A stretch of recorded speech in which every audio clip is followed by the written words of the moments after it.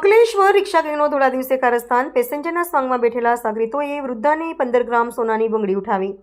અંકલેશ્વર શહેરમાં ફરી એકવાર શાતીર રિક્ષા ગેંગે ધોળા દિવસે વૃદ્ધાને નિશાન બનાવીને લૂંટની ઘટનાને અંજામ આપતા નાગરિકોમાં ભયનો માહોલ સર્જાયો છે. પેસેન્જરના સ્વાંગમાં બેઠેલા ગેંગના સભ્યોએ ચાલાકીપૂર્વક એક વૃદ્ધ મહિલાનું ધ્યાન ભટકાવી અંદાજે 15 ગ્રામ વજનની સોનાની કિંમતી બંગડી સેરવી લેતા શહેરની સલામતી વ્યવસ્થા સામે ગંભીર પ્રશ્નો ઉભા થયા છે. કોસમડી વિસ્તારના રહેવાસી ચંપાબેન રમણભાઈ વસાવા ગતરોજ પોતાના અંગત કામકાજ માટે એસતે મોટર્સ સામે આવેલી ઇન્ડિયન બેંકે ગયા હતા. બેંકનું કામ પૂરું કરી તેઓ ઘરે પરત ફરવા મુખ્ય માર્ગ પર વાહનની રાહ જોઈ રહ્યા હતા. તે સમયે એક રિક્ષા આવીને ઊભી રહી, જેમાં અગાઉથી જ 3 શંકાસ્પદ પેસેન્જરો બેઠેલા હતા. રિક્ષા ચાલકે વિશ્વાસમાં લેવાના ઈરાદે માસી ક્યાં જવું છે, બેસી જાવ કહી રિક્ષામાં બેસવા આગ્રહ કર્યો હતો. રિક્ષામાં પહેલેથી જ ભીડ હોવાને કારણે ચંપાબેને બેસવાની ના પાડી દીધી હતી, પરંતુ રિક્ષા ચાલકે અંદર બેઠેલા સાગરીતોને આગળ પાછળ ખસેડી જગ્યા બનાવી પૂર્વનિયોજિત કાવતરના ભાગરૂપે તેમને પરાણે બેસાડી લીધા હતા. મુસાફરી દરમિયાન રિક્ષા ચાલક અને પેસેન્જરના સ્વાંગમાં બેઠેલા શખ્સોએ સતત વાતોમાં રાખીને ચંપાબેનનું ધ્યાન ભટકાવ્યું હતું.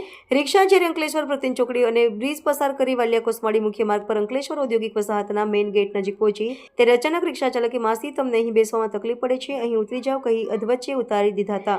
રિક્ષામાંથી નીચે ઉતરતાની સાથે ચંપાબેનની નજર તેમના હાથ પર ગઈ હતી, જ્યાં પહેરેલી અંદાજે 15 ગ્રામની સોનાની બંગડી ગાયબ હતી. વૃદ્ધા કંઈ સમજે તે પહેલા જ રિક્ષા ચાલક પોતાના 3 સાથીદારો સાથે પૂરપાટ ઝડપે ફરાર થઈ ગયો હતો. થોડા દિવસે થયેલી આ લૂંટથી હેપતાઈ ગયેલી ચંપાબેને આસપાસના લોકો પાસે મદદ માંગી હતી. સ્થાનિક જાગૃત નાગરિકોએ તેમને તાત્કાલિક જીઆઈડીસી પોલીસ મથકે લઈ જઈ ઘટનાની જાણ કરી હતી.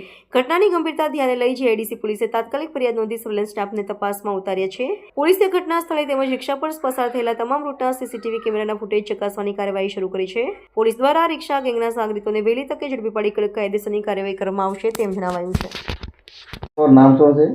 ચંપાબેન રમણભાઈ વસાવા. તમારી સાથે શું ઘટના ઘટી ગઈ?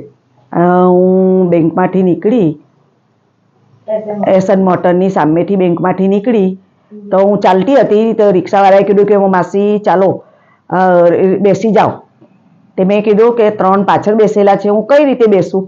તે એ લોકોએ થોડી જગ્યા આપી અને કે મેં કીધું કે મને એમને એવું કહ્યું કે આ લોકો તો અહીંયા ઉતરી જ જશે. પછી પ્રતિન સુધીને આવ્યા. પ્રતિન ચોકડીથી એમને બ્રિજ ચડાવી દીધો અને નોટિફાઈની જીઆઈડીસીનો પેલો જે દરવાજો આપણે એ આવે છે દરવાજો, ત્યાં ગાડીથી આગળ જતા મને એને ઉતારી પાડી. મને કહે કે માસી ફાવતું નથી, તમે ઉતરી જાઓ. અને પછી મારા હાથ પણ ખેંચાયો, ઉતરી ગઈ. તો પછી મેં એકદમ જ જોયું તો મકું મારી એક બંગડી નથી. તેને આ બંગડીને આ રહ્યું પ્લાસ્ટિક અને બંગડી ગાયબ થઈ ગઈ. હું એક રિક્ષાવાળા ભાઈને કહ્યું, પણ એ રિક્ષાવાળા ભાઈની રિક્ષા બરાબર ચાલે એવી નહોતી. તો મને કે તમે કોઈ બી બાઇક પર બેસીને જાઓ માસી, એ રિક્ષાને પકડો. પણ એવું કોઈ મળ્યું જ નહીં. એટલે પછી હું જીઆઈડીસી પોલીસ સ્ટેશને ગઈ અને ત્યાં બધું સાહેબે લખાયું, બધું કર્યું અને પછી નોટિફાઈના તો જે પેલા કેમેરા લાગેલા હોય ઓફિસમાં, ત્યાં બધું બતાવ્યું, તેમાં દેખાયું પણ.